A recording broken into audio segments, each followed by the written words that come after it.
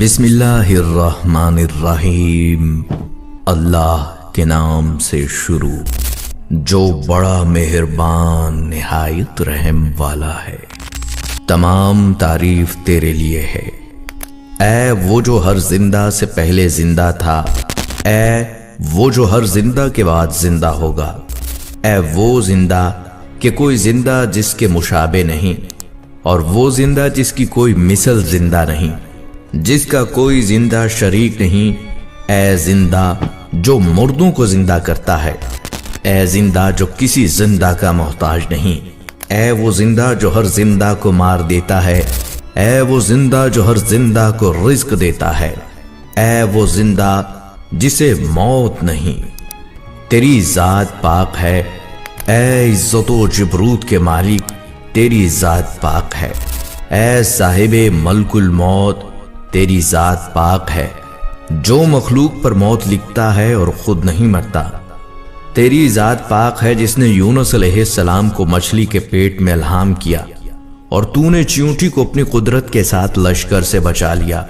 تیری ذات پاک ہے، تو زندہ ہے جسے موت نہیں۔ میں گواہی دیتا ہوں کہ اللہ کے سوا کوئی معبود نہیں۔ خواتین و حضرات، جب ہارون رشید بہلول کے پاس بیٹھے تو اس سے کہا مجھے کچھ نصیحت کرو۔ انہوں نے کہا میں کس چیز کی نصیحت کروں؟ یہ ان کے محل ہیں، یہ ان کی قبریں ہیں۔ اے امیر المومنین، تیرا کیا حال ہوگا جب تو اللہ کے سامنے کھڑا ہوگا؟ وہ تجھ سے مختلف قسم کی کھجوروں کے بارے میں سوال کرے گا جبکہ تو بھوکا پیاسا اور ننگا ہوگا، اور اہل موقف تجھ پر ہنس کھڑے ہوں گے۔ عبرت نے اس کو جکڑ لیا اور اس نے اسے صلہ رحمی کا حکم دیا اور کہا جن سے تو نے مال لے لیا ہے ان کو لوٹا دے، اس سے قبل کہ کوئی چیز لوٹانے کے لیے نہ ہو۔ حرص کو چھوڑ دے دنیا پر اور تو مال جمع نہ کر، کیونکہ تو نہیں جانتا تو کس کے لیے جمع کر رہا ہے۔ بے شک رزق تقسیم شدہ ہے اور 100 زن نفع نہیں دیتا۔ ہر وہ جو حریص ہے فقیر ہے، اور وہ جو قناعت کرتا ہے وہ غنی ہے۔ روایت میں ہے کہ ملک الموت کا نام اسرائیل ہے، اور ملک الموت کے لیے زمین ایک تھال کی مانند بنا دی گئی ہے، وہ اس میں جہاں سے چاہے پکڑ سکتا ہے۔ اس کے لیے کچھ مددگار ہیں جو نفوس کو پکڑتے ہیں، پھر ان میں سے انہیں قبض کر لیتے ہیں۔ حضرت ابن عباس رضی اللہ تعالیٰ عنہ فرماتے ہیں ملک الموت کے پاس ایک مخصوص قسم کی برچی ہے جس کا ایک حصہ مشرق میں ہے اور ایک حصہ مغرب میں، جس سے وہ زندگی کی رگ کاٹ دیتا ہے۔ حضرت معاذ رضی اللہ تعالیٰ عنہ سے روایت ہے، فرماتے ہیں کہ ملک الموت کے پاس ایک برچی ہے جو کہ مشرق اور مغرب کے درمیان پھیلی ہوئی ہے۔ جب دنیا میں کسی بندے کی زندگی ختم ہو جاتی ہے تو وہ اس برچی کو اس کے سر پر مارتا ہے اور کہتا ہے اب موت کا لشکر تیرے ساتھ بڑھا دیا گیا ہے۔ ملک الموت کی یہ قوت جو اللہ تعالیٰ نے اسے عطا کی ہے کوئی تعجب کی بات نہیں۔ کچھ فرشتے اور بھی ہیں جن کو اس کی مثل یا اس سے زیادہ بھی طاقت عطا کی گئی۔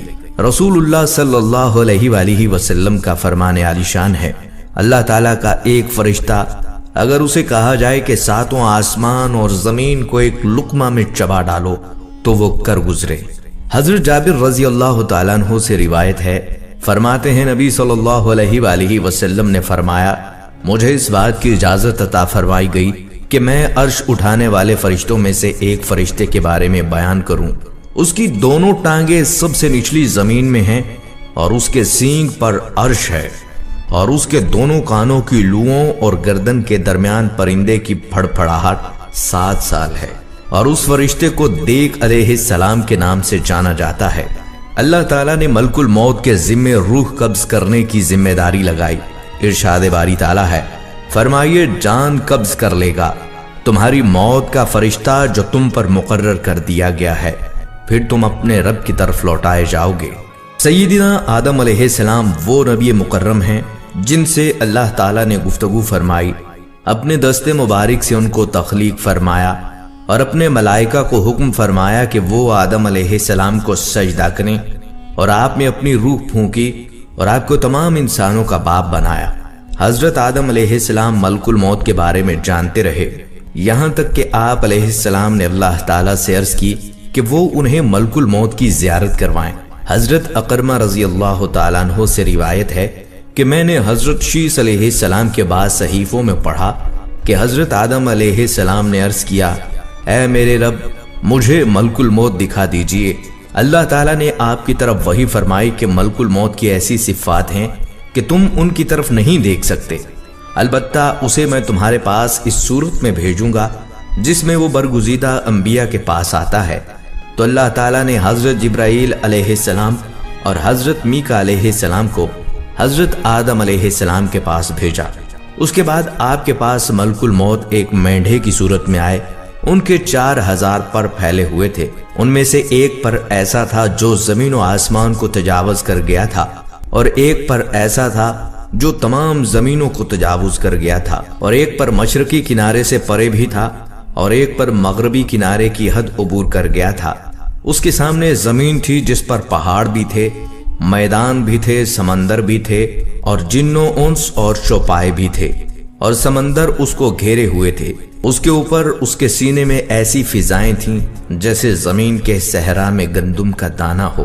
پس آدم علیہ السلام نے دیکھا تو آپ پر بے ہوشی طاری ہو گئی، اور آپ 7 دن تک بے ہوش رہے۔ پھر آپ کو آفاقہ ہوا اور آپ کی رگوں میں زعفران تھا۔ حضرت آدم علیہ السلام اور ملک الموت کے درمیان 2 دفعہ ملاقات ہوئی۔ پہلی ملاقات اس وقت ہوئی جب حضرت آدم علیہ السلام کی عمر 960 سال ہوئی۔ دوسری ملاقات اس وقت ہوئی جب حضرت آدم علیہ السلام کی عمر مبارک 1000 سال تھی، جس میں حضرت آدم علیہ السلام کی روح مبارک قبض کر لی گئی۔ حضرت آدم علیہ السلام کو بتایا گیا کہ ان کی مبارک 1000 سال ہے، اور آپ اللہ کی مخلوق میں پہلی ہستی ہیں جن کو اپنی عمر کے بارے میں بتایا گیا جبکہ آپ زندہ تھے۔ حضرت آدم علیہ السلام نے اپنی اولاد کو دیکھا تو آپ نے ایک ایسے شخص کو دیکھا جو آپ کی اولاد میں سب سے زیادہ نور اور روشنی والا تھا۔ آپ نے پوچھا یہ کون ہے؟ آپ کو بتایا گیا یہ داؤد علیہ السلام ہے۔ آپ علیہ السلام نے پوچھا ان کی عمر کتنی ہے؟ تو آپ کو بتایا گیا کہ ان کی عمر مبارک 60 سال ہے۔ حضرت آدم علیہ السلام نے ملک الموت سے کیا مطالبہ کیا؟ اس کا جواب ہمیں ہمارے آقا حضرت محمد صلی اللہ علیہ وسلم نے دیا۔ حضرت ابو ہریرہ رضی اللہ تعالیٰ عنہ سے روایت ہے، آپ فرماتے ہیں کہ رسول اللہ صلی اللہ علیہ وآلہ وسلم نے فرمایا، جب اللہ تعالیٰ نے آدم علیہ السلام کو پیدا کیا اور ان میں اپنی روح پھونکی تو آپ علیہ السلام کو چھینک آئی تو آپ نے فرمایا الحمدللہ۔ آپ نے اللہ تعالیٰ کے اذن سے اس کی حمد بیان کی۔ آپ کے رب نے آپ کو فرمایا یرحمکم اللہ یا آدم، اے آدم اللہ آپ پر رحم کرے۔ ان ملائکہ کی طرف جاؤ، اس گروہ کی طرف جو بیٹھا ہوا ہے، اور کہو السلام علیکم۔ فرشتوں نے کہا وعلیکم السلام ورحمۃ اللہ۔ پھر آدم علیہ السلام واپس اپنے رب کی طرف لوٹے تو آپ کے رب نے فرمایا یہ آپ کا سلام اور آپ کی اولاد کا آپس میں سلام ہے۔ پھر اللہ تعالیٰ نے آپ سے فرمایا جبکہ رب کریم کے دونوں ہاتھ مبارک بند تھے، جو چاہتے ہو وہ ہاتھ اختیار کر لو۔ آپ نے عرض کی میں اپنے رب کا دایاں ہاتھ اختیار کرتا ہوں جو کہ برکت والا اور مبارک ہاتھ ہے۔ پھر اللہ تعالیٰ نے ہاتھ مبارک کھولا تو اس میں حضرت آدم علیہ السلام اور آپ کی اولاد تھی۔ آدم علیہ السلام نے عرض کی یہ کون لوگ ہیں اے میرے پروردگار؟ اللہ تعالیٰ نے فرمایا یہ آپ کی اولاد ہیں۔ پھر ہر انسان کی آپ کے سامنے عمر لکھ دی گئی۔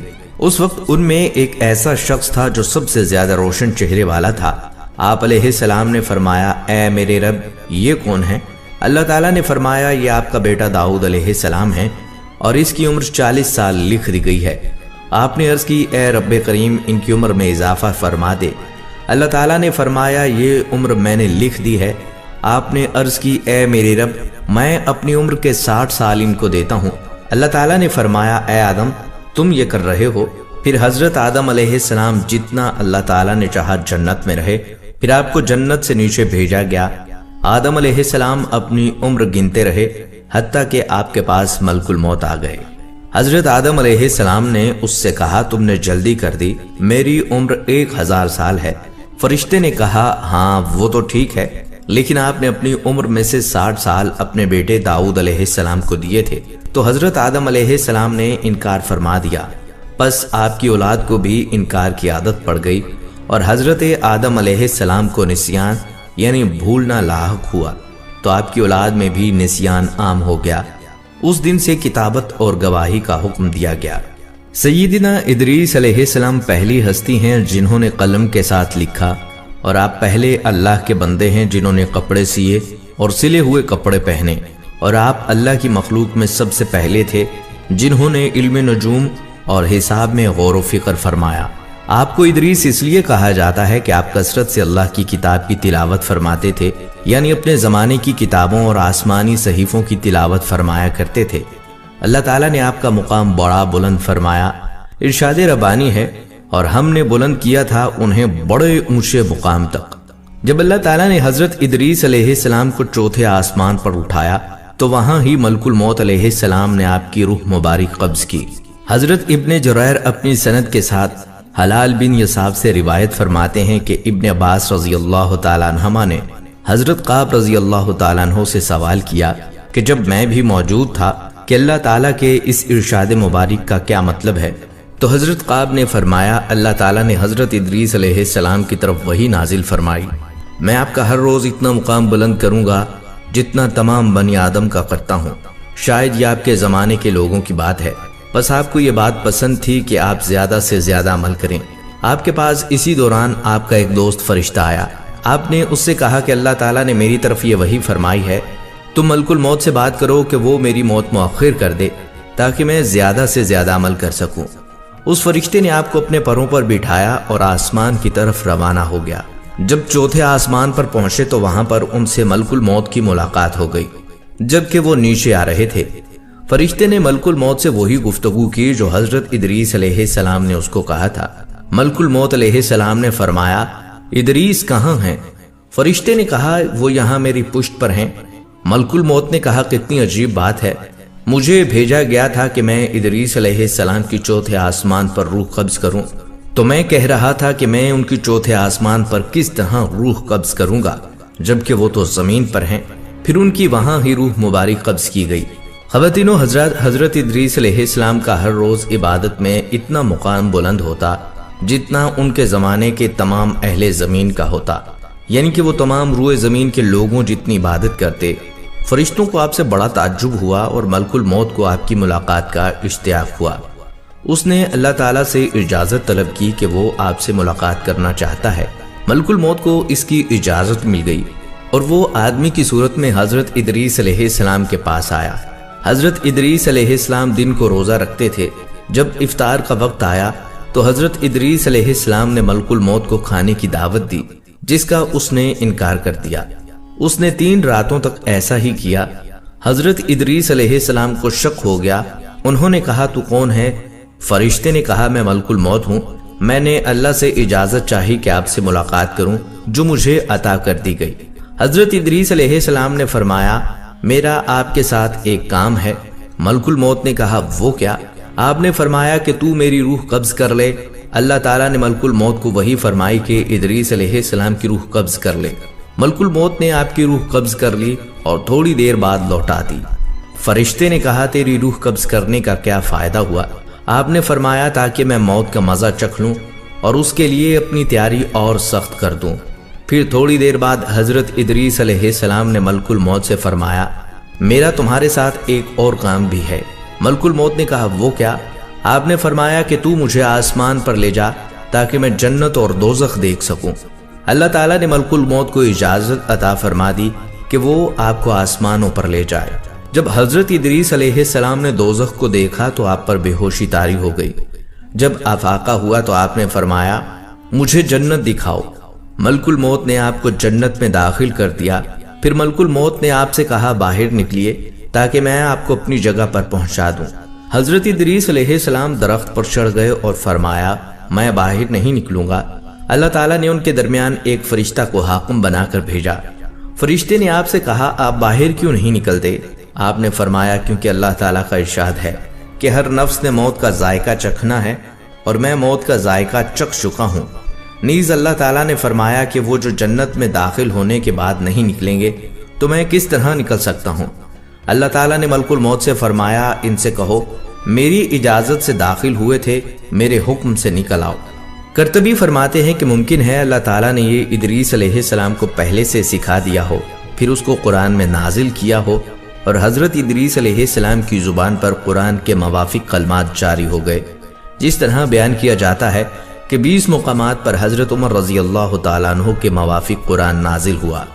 بیان کیا جاتا ہے حضرت نوح علیہ السلام جب بستر مرگ پر تھے اور آپ کا آخری وقت تھا تو اس وقت آپ کی اولاد میں سے سام، حام اور یافس آپ کے پاس موجود تھے۔ آپ نے اپنے بیٹے سام کو وصیت کی اور یہ فرمایا کہ اپنے بھائیوں کو پہنچا دے اور وصیت پر عمل کرے۔ حضرت نوح علیہ السلام کی یہ وصیت ہم اپنے پیارے نبی صلی اللہ علیہ وآلہ وسلم کی زبان مبارک سے سنتے ہیں۔ حضرت عبداللہ رضی اللہ تعالیٰ عنہما سے روایت فرماتے ہیں کہ ہم رسول اللہ صلی اللہ علیہ وآلہ وسلم کے پاس تھے کہ ایک دیہاتی شخص آیا جس پر سیہان کا جبہ تھا جو ریشم کا بنا ہوا تھا۔ وہ کہنے لگا تمہارے ساتھی نے ہر صاحب عزت یعنی فارس کے بیٹے کو ذلیل کر دیا اور ہر چرواہے کو بلند کر دیا، یا یہ کہا کہ وہ چاہتا ہے کہ صاحب عزت کو پست کر دے اور ہر چرواہے کو بلند کر دے۔ تو رسول اللہ صلی اللہ علیہ وسلم نے فرمایا میں تم پر معقول شخص کا لباس نہیں دیکھتا، جبکہ حضور صلی اللہ علیہ وآلہ وسلم نے اس کے جبہ کو کونوں سے پکڑا ہوا تھا۔ پھر فرمایا بے شک اللہ کے نبی نوح علیہ السلام کا جب وقت رحلت آیا تو آپ نے اپنے بیٹے سے کہا میں تم کو ایک نصیحت بیان کرتا ہوں، میں تمہیں 2 چیزوں کا حکم دیتا ہوں اور 2 چیزوں سے منع کرتا ہوں۔ میں تمہیں حکم دیتا ہوں کہ اللہ کے سوا کوئی معبود نہیں۔ اگر ایک مٹھی میں 7 آسمان اور 7 زمینیں رکھ دی جائیں اور ایک مٹھی میں لا الہ الا اللہ تو میں ان پر لا الہ الا اللہ کو ترجیح دوں گا، اور اگر 7 آسمان اور 7 زمین ایک مبہم سا حلقہ بن جائیں تو میں انہیں لا الہ الا اللہ کے بدلے توڑ دوں گا۔ اور دوسری چیز جس کا حکم دیتا ہوں وہ سبحان اللہ و بحمدہ، یہ ہر چیز کو ملانے والے کلمات ہیں اور ان کے ذریعے اللہ تعالیٰ مخلوق کو رزق دیتا ہے، اور میں تمہیں شرک اور تکبر سے منع کرتا ہوں۔ راوی کہتے ہیں میں نے کہا یا رسول اللہ صلی اللہ علیہ وآلہ وسلم یہ شرک ہے جس کو ہم نے پہچان لیا، تکبر کیا ہے؟ کیا یہ تکبر ہے کہ ہم میں سے کسی کے پاس 2 خوبصورت جوتے ہوں جن کے 2 خوبصورت سے تسمے ہوں؟ آپ نے فرمایا نہیں۔ عرض کی گئی کیا یہ تکبر ہے کہ ہم میں سے کسی کے پاس کوئی جبہ ہو جس کو وہ پہنتا ہو؟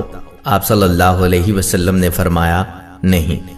عرض کی گئی کیا یہ تکبر ہے کہ کسی کے پاس سواری کا جانور ہو جس پر وہ سواری کرتا ہو؟ فرمایا نہیں۔ عرض کی گئی کیا یہ تکبر ہے کہ کسی کے ہم مجلس اور دوست ہوں جس کے پاس وہ بیٹھتا ہو؟ آپ صلی اللہ علیہ وسلم نے فرمایا نہیں۔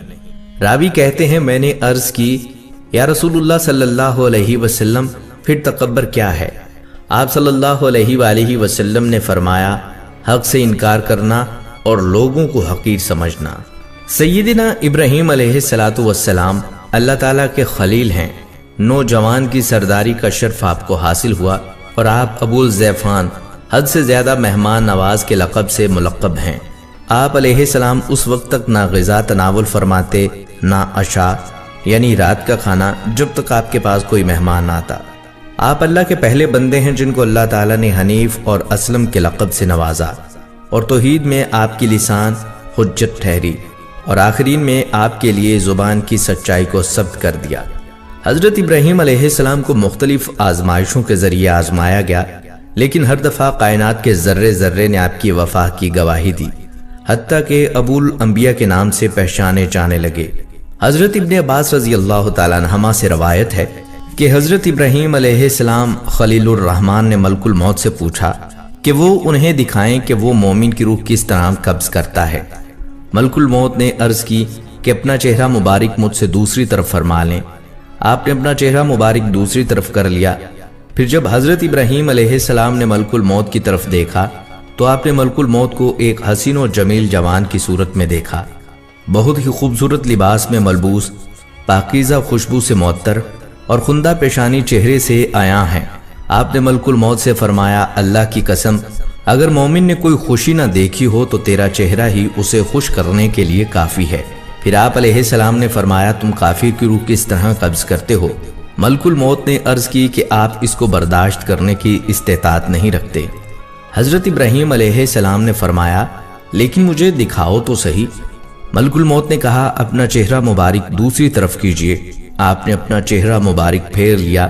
پھر جب ملک الموت کی طرف دیکھا تو آپ دیکھتے ہیں کہ سیاہ سخت انسان جس کی دونوں ٹانگیں زمین میں گئی ہوئی ہیں اور اس کا سر آسمان میں ہے، اتنا بدصورت کہ کبھی ایسا بدصورت نہ دیکھا ہو۔ اس کے جسم کے ہر بال کے نیچے بھڑکتا ہوا انگارہ ہے۔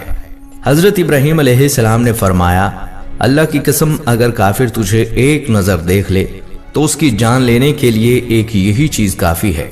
دوسری دفعہ حضرت ابراہیم علیہ السلام نے ملک الموت سے پوچھا کہ وہ کس طرح ایک ہی وقت میں روح کو مشرق میں قبض کرتے ہیں اور دوسری روح کو مغرب میں قبض کر رہے ہوتے ہیں۔ حضرت اشعث بن اسلم سے روایت فرماتے ہیں، حضرت ابراہیم علیہ السلام نے ملک الموت سے پوچھا کہ اے ملک الموت، تم اس وقت کیا کرتے ہو جب ایک نفس مشرق میں ہو اور دوسرا مغرب میں ہو اور زمین پر ہو اور موت کا بلاوا آ جائے، کیا کرتے ہو تم؟ ملک الموت نے کہا، میں ارواحوں کو بلاتا ہوں اللہ تعالیٰ کے اذن کے ساتھ، تو وہ میری ان دو انگلیوں کے درمیان آ جاتی ہیں۔ اس نے یہ کہا اور زمین اس کے گرد لپیٹ دی گئی اور ایک تھال کی مانند اس کے سامنے رکھ دی گئی کہ وہ جہاں سے چاہے اٹھا لے۔ حضرت یعقوب علیہ السلام اپنے زمانے میں ملک الموت کے نزدیک سب سے زیادہ قابل احترام تھے اور ملک الموت آپ کی سب سے زیادہ عزت کرتا تھا۔ ملک الموت نے اپنے رب سے اجازت طلب فرمائی کہ وہ حضرت یعقوب علیہ السلام سے ملاقات کرنا چاہتا ہے۔ اللہ تعالیٰ نے اسے اجازت عطا فرما دی۔ ملک الموت آپ کے پاس آیا۔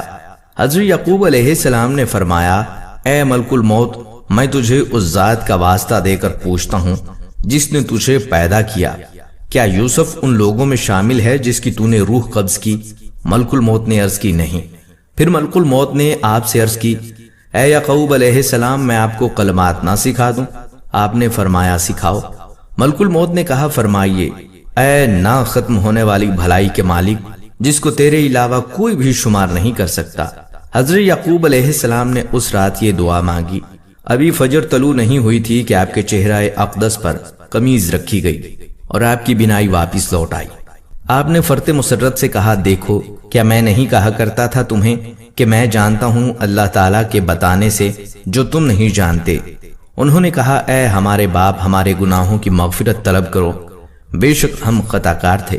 فرمایا، ان قریب مغفرت طلب کروں گا تمہارے لیے اپنے رب سے۔ خواتین و حضرات، ملک الموت آپ صلی اللہ علیہ وآلہ وسلم کی بارگاہ میں بھی حاضر ہوئے تاکہ آپ کو اللہ تعالیٰ کی طرف اختیار عطا فرمائیں کہ آپ چاہیں تو دنیا میں رہیں اور چاہیں تو جنت میں اللہ تعالیٰ سے ملاقات پسند فرمائیں۔ تو حضور صلی اللہ علیہ وآلہ وسلم نے اللہ رب العزت کی ملاقات کو پسند فرمایا اور رفیق اعلیٰ کی ملاقات کا فیصلہ فرمایا۔ حضرت عائشہ صدیقہ رضی اللہ تعالیٰ عنہا سے روایت ہے، حضور صلی اللہ علیہ وسلم فرما رہے تھے، جبکہ آپ صحت کی حالت میں تھے، اللہ تعالیٰ کسی نبی کی روح ہرگز قبض نہیں کرتا یہاں تک کہ وہ اپنا ٹھکانہ جنت میں نہ دیکھ لے، پھر اسے زندہ رکھا جاتا ہے یا اختیار دے دیا جاتا ہے۔